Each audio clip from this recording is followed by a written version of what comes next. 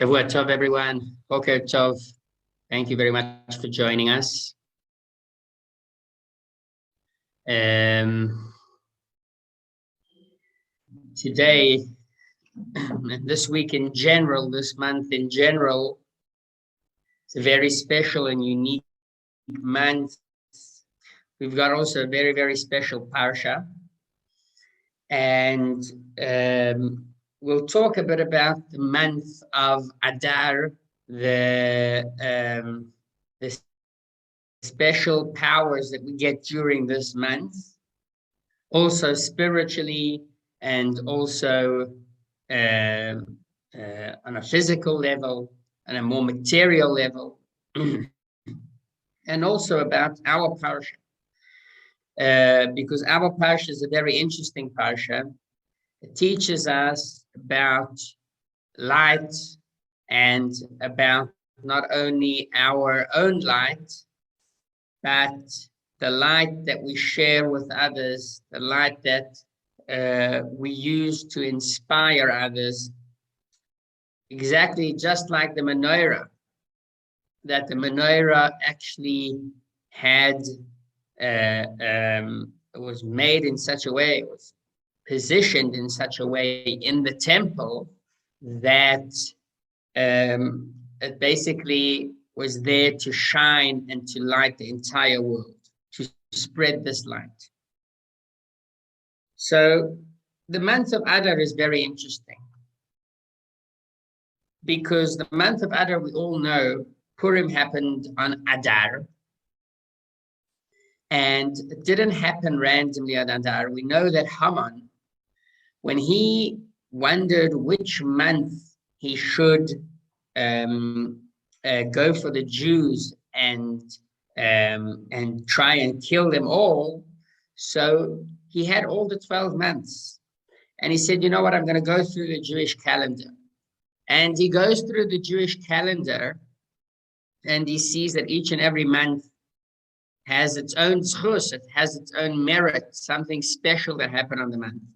For example, when he came to the month of Nisan, he knew that there is the Pesach, the Passover.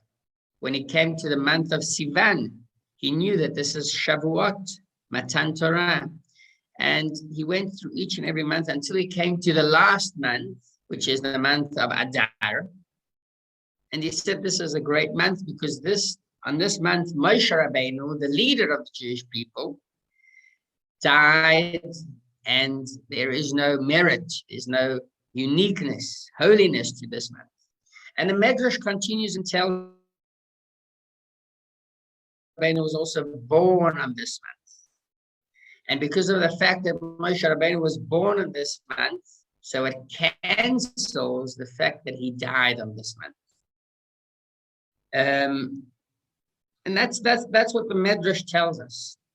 There's also something about the months where we can see and notice that it's actually brought in Shulchan Aruch, that if a person has a certain course, a certain case in court, if a person has to face judgment against a Gentile, so what the Torah tells us is that you should go during this month of Adar, because it says that Adar bari mazalei. It's got a healthy luck. It's got a good luck for the Jewish people. So we see that this idea isn't only that in those days the month of Adar was unique and special, but till these days we know that the month of Adar is very unique and special. And by the way, it's hinted in the word Adar. Adar comes from the word adir, which is great, strong. So this is a strong month, a solid month. And here is why. The uniqueness of this month is based on the fact that Moshe Rabbeinu was born on this month. And this is the mazel. When we talk about mazel, and we know it's a common saying that Am Yisrael has no mazel. It's actually brought in the Gemara. Yisrael are above luck, above mazel. So what is it about we do say that this month is Bari Mazaleh, it's got a healthy mazel. So the truth is that there are two types of mazel. There's a mazel that limits us. And there is a mazel that is the source of our neshama. So it's very interesting, but apparently in our bodies, there's only a drop, a small part of our neshama, our full neshama, that actually enters our body, that gives life and that gives energy to our body. The majority of the neshama stays above. It stays in heaven because the body isn't a vessel, isn't a tool to receive this part of the soul, this part of the neshama. And it's interesting because in certain cases, we can see the influence of this neshama. Single day, there is a baskol, there's a voice that comes from heaven and inspires us to behave in a certain way, to increase in studying Torah, to increase in keeping the mitzvot, etc., etc. That is the voice that our neshama above hears, not always our neshama down here hears. And it also is the neshama itself from above that tells and talks to the neshama down here and convinces it to go in the ways of Hashem. And that's what's so interesting, because mazal comes from the word of nozel. Nozel means that there's, usually they use it in the terms of a nezila, when something leaks. So there's basically always, it's not, there's always a link and a connection, a few drops that go from the soul up top to our soul down here. And this is why we can see on Purim, Am Yisrael, they were able to stand even against Haman Harosh. And it's very interesting because the Gezerah, what Haman wanted to do, he wanted basically to kill every single Jew. But if a person would convert, if a person would change his religion and say, well, I'm not Jewish anymore, they wouldn't kill him in the times of Haman. 80 years ago, during the Holocaust, it wouldn't help. Even if you would convert, even if only your grandfather was Jewish, they would kill you. But in the times of Haman, the Gezerah was only against the Jews. And nevertheless, Am Yisrael did not even think about converting. How could that be?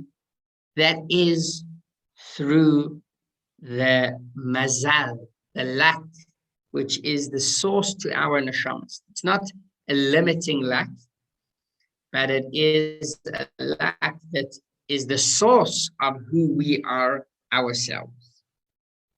And for that reason, this month is so special, because this is the month that Moshe Rabbeinu was born. In other words, we were born, because Moshe Rabbeinu is our leader. And that's why we don't need any external zchut, such as, for example, take the month of Nisan. We're not saying that the month itself is a great month. And this is why the month of Adar is so great, because the month of Adar represents our own zchus. It's not that we have a Passover that is an external occasion that happened during that month, and we are bringing it and saying, you know what, let's, that month is a good month. It's not a good month. It's something good happened on that month. It's something external. It's not that we have a great zchus for ourselves. We have a great zchus because of Passover, because of something external. Likewise, when we talk about the other months, each and every month there's an external occasion that happened during that month, and for that reason, it's a good month. But Adar is a month where Am Yisrael themselves and their luck is expressed in the world. Am Yisrael themselves are reborn on that time. That's also the idea of the menorah that we learn about in our parsha. The menorah that we learn about in our parsha is basically the light that we bring and we share with the world. And the idea is that the menorah, there wasn't a period of time there. There was a period of time that it needed to be lit, but it was constantly on. The menorah was basically lit in the morning, and it lasted a full day, 24 hours. That represents our neshama. That represents who we truly are. When our luck, our mazel, comes from up, comes down to our neshama, down that's in our physical body, what happens is that we can shine for the entire time. And this doesn't happen all the time. If we go throughout history and we see when Am Yisrael were able to stand in front of such a Rasha like Haman, this isn't in any generation. These were only very specific generations. And there's a very interesting Maimer discourse of the previous Rebbe explaining the mission of Moshe Rabbeinu. And it's very interesting because who was the one that lit the menorah? Who actually lit the menorah? Aaron. Aaron, the highest priest, he was the one that entered Beis HaMikdash and lit the menorah. We know that it doesn't have to be Aaron. It could be other people as well. But it says here, the one that they brought the oil to. The oil, in order to light the menorah, was brought to Moshe Rabbeinu in particular. Why? Because the one that can light up our neshamas, the one that actually has the ability and the power to bring this mazel, this luck that's high above us and make it real, bring it into our bodies, that's Moshe Rabbeinu. And that's why the oil that they brought was specifically to Moshe Rabbeinu as the leader of the Jewish people. And once again, this is the month where he was born. So this idea, we can also see that it had to do with Mordechai in the times of Haman. Mordechai in those days was basically the Moshe Rabbeinu of his generation. Each generation's got its leader. Each generation has its Moshe Rabbeinu. And in the times of Haman, it was Mordechai. And everything started for Mordechai. When we read the story of the Megillah, we'll notice that it all started about Mordechai not bowing down to Haman. And that made Haman furious. And he said, you know what, it's a problem with all the Jews, not only with Mordechai, and that's why we need to kill all the Jews. And the fact that Am Yisrael were able to stand against Haman without even thinking to change their religion was also because of Mordechai. Because Mordechai was the one that strengthened their emunah. We know that Moshe Rabbeinu in the Zohar is referred to as the Raya Behemna, the loyal shepherd. And it's very interesting. What is a loyal shepherd? The loyal shepherd is the one that actually takes care of the sheep. He is the one that makes sure to provide Am Yisrael with emunah and with belief. Because otherwise, it's going to be very hard for us to actually stand with this belief. And it reminds me of a story. Once there was a, if I'm not mistaken, it was one of the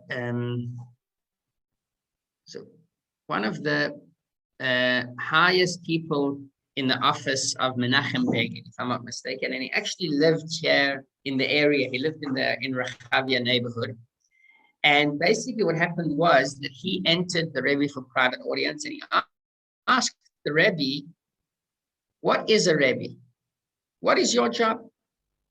We know that when the Rebbe Rashab visited Freud, so Freud also asked about what exactly what is a Hasidus? what is a Rebbe? What basically do you do? So this person asked the Rebbe in private audience, and he asked him, what is a Rebbe? And he said, the Rebbe, his job is, and his mission is, to lighten up the neshamas of each and every Jew.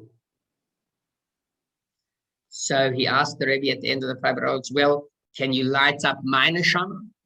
So the Rebbe said, I gave you the match. You have to do the lighting. And it's very interesting because here we see on the one hand how this is the idea of a Moshe Rabbeinu, of a loyal a leader, a loyal shepherd, in the words of the Zohar, the literal words of the Zohar, a loyal shepherd. The idea of a Raya Mehemna is that he takes care of the belief of the people in his generation.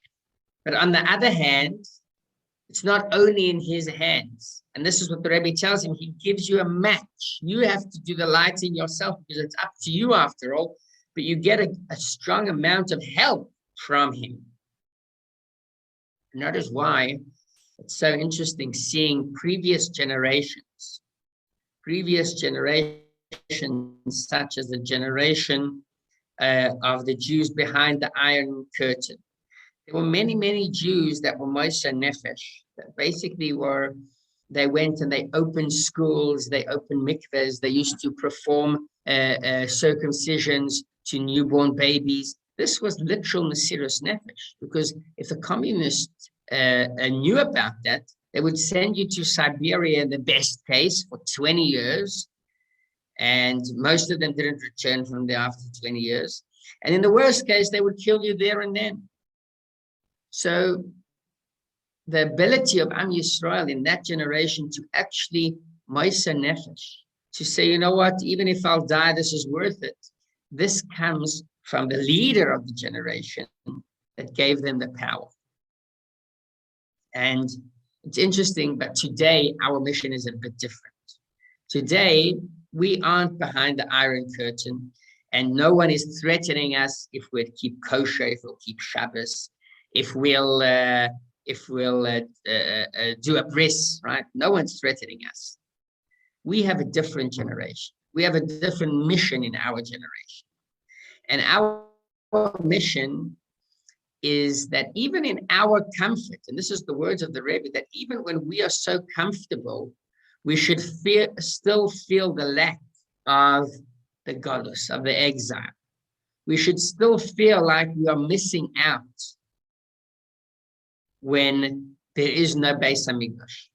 And this is our challenge. In those days, we're talking about 70, 80 years ago, 100 years ago, in those days, it was so obvious that there's something missing, something lacking. You can feel it on your daily basis because you could not keep Torah and mitzvahs. In our days, it's very tricky. You can keep Torah and mitzvahs. Not only you can keep Torah and mitzvahs, but you can keep it in the most hidden way, in the best way possible. But nevertheless, we should still know that we are in exile. We should still know that there's something missing here.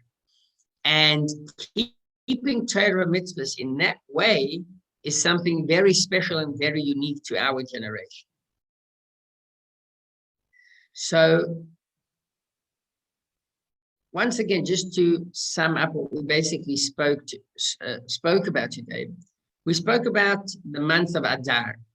The month of Adar is very unique, and it has special koichos to the extent that we say that if you have some kind of judge, a case, you've got to face a judge, you do it on this month.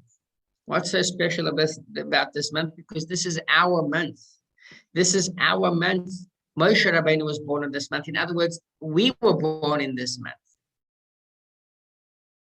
And when we say we were born in this month, it means that we have this mazel, the source of our neshama, where the majority of our neshama comes from, and it's still there. We only have a small part of our neshama that enters the body, but the majority of the neshama stays up there.